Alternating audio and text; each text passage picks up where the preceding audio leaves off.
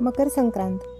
यंदाची 2026ची मकर संक्रांत ही तब्बल 23 वर्षानंतर अत्यंत दुर्मिळ अशा योगायोगाने येत आहे. या संक्रांतीला फक्त तिळगुळच नाही तर अनेक शुभकार्यांचे महत्त्व आहे. याचबरोबर आपण जाणून घेणार आहोत 2026ची मकर संक्रांत नेमकी कशावर आहे, तिचं वाहन काय आहे, तिचं वस्त्र कोणतं आहे आणि येणाऱ्या वर्षासाठी ती काय संकेत घेऊन येत आहे.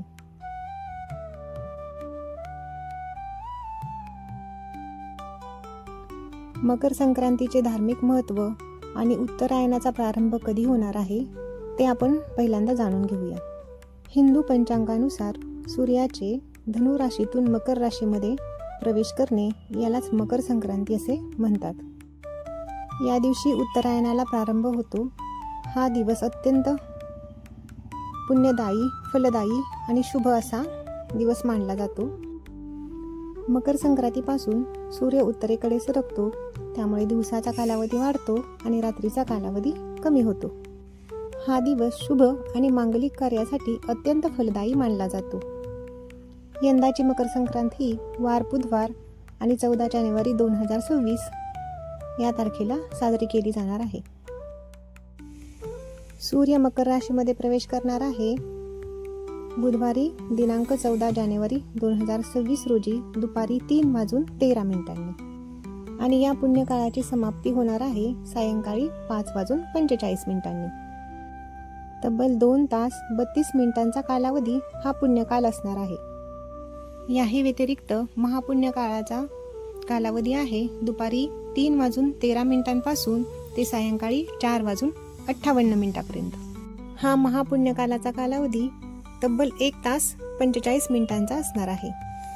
या पुण्यकालामध्ये आपण शुभ कार्य करू शकता. या पुण्यकालामध्ये केलेले स्नान, दान आणि उपासना याला विशेष महत्त्व आहे.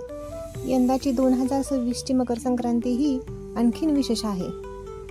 यंदाची मकर संक्रांत येत आहे ती एकादशी सोबत. तब्बल 23 वर्षानंतर हा योगायोग जुळून येत आहे. संक्रांतीसोबतच षटतीला एकादशीचाही योग या दिवशी आलेला आहे. याचबरोबर या दिवशी सर्वार्थ सिद्धी योग आणि अमृत सिद्धी योग बनत असल्याचं सांगितलं जात आहे. या शुभयोगामध्ये सुद्धा केलेले कुठलेही शुभ कार्य, दानधर्म आणि उपासना अत्यंत फलदायी ठरतात. ज्योतिषशास्त्रानुसार संक्रांत देवीचे वाहन, दिशा, वस्त्र आणि हातातील वस्तू हे बदलत असतात. त्यावरून वर्षभराचे फळ सांगितले जाते. यावर्षी संक्रांती देवीचे वाहन काय आहे, कुठल्या प्रकारचे वस्त्र परिधान केलेले आहे, शुभ अशुभ काय आहे हे आपण बघूया. संक्रांती देवीचे स्वरूप बघायचे झाले तर तिचे वाहन वाघ आहे आणि उपवाहन घोडा आहे. पिवळे वस्त्र परिधान केलेले आहे. एका हातामध्ये गदा आहे. वयाने कुमारिका आहे आणि बसलेल्या अवस्थेमध्ये आहे. त्याचबरोबर दुसऱ्या हातामध्ये जाईचं फूल घेतलेलं आहे. पूर्वेकडून पश्चिमेकडे जात आहे. ईशान्येकडे पाहत आहे आणि पायस भक्षण करीत आहे. अनुराधा नक्षत्र आहे. गंधाद्रव्य कुमकुम आहे. सोबतच चांदीचे पात्र आहे. संक्रांतीच्या या स्वरूपावरून येणाऱ्या वर्षासाठी काही महत्त्वाचे संकेत मिळतात. ही संक्रांत जसे की सरकार आणि सरकारी कर्मचाऱ्यांसाठी चांगली राहील. त्याचबरोबर वस्तूंची किंमत ही साधारण राहील. लोकांचे आरोग्य चांगले राहील. त्याचबरोबर परराष्ट्र संबंधही चांगले राहतील. अन्नधान्याचा साठाही भरपूर राहील. ज्योतिषशास्त्रानुसार संक्रांतीने परिधान केलेले वस्त्र, आभूषण, त्याचबरोबर खाद्यपदार्थ जे धारण केलेले असतात त्या वस्तूंच्या किमतीमध्ये वर्षभर चढउतार जाणवतो.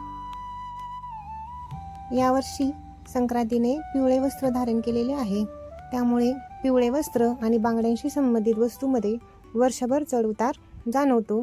त्याचबरोबर संक्रांतीने धारण केलेले वस्त्र, यावर्षी संक्रांतीचं पिवळ्या रंगाचं वस्त्र आहे तर आपण पिवळ्या रंगाचं वस्त्र घालू नये अशा प्रकारची मान्यता आहे. पण आपापल्या भागातील परंपरानुसार आपण हे सण साजरे करू शकता. त्याचबरोबर देवी पायस भक्षण करीत आहे, त्यामुळे दुग्धजन्य पदार्थ तसेच खिरीशी संबंधित वस्तूंच्या किमतीमध्ये वर्षभर चढउतार जाणवू शकतो. किंवा मकर संक्रांती दिवशी दुग्धजन्य पदार्थ टाळावेत असंही मानलं जातं. तर मकर संक्रांती दिवशी काय करावं, काय करू नये, कुठली शुभ कार्य करावी, मकर संक्रांत हा पुण्य संचयाचा दिवस मानलेला आहे.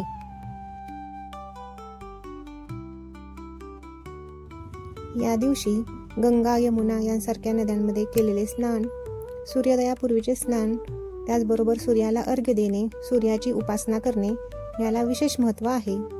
या दिवशी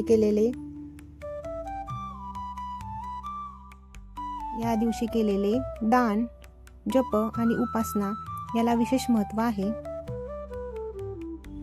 या दिवशी महिलांनी एकमेकींना हळदी कुंकू लावून वाण द्यावा, त्याचबरोबर गाईला चारा खायला घालावा. या दिवशी केलेले दान अत्यंत महत्त्वाचे आहे. दान केल्यामुळे पापांचा क्षय होतो अशी मान्यता आहे. मकर संक्रांतीबद्दल दिलेली माहिती कशी वाटली कमेंटमध्ये सांगा. आपणा सर्वांना मकर संक्रांतीच्या खूप खूप मनापासून शुभेच्छा. धन्यवाद.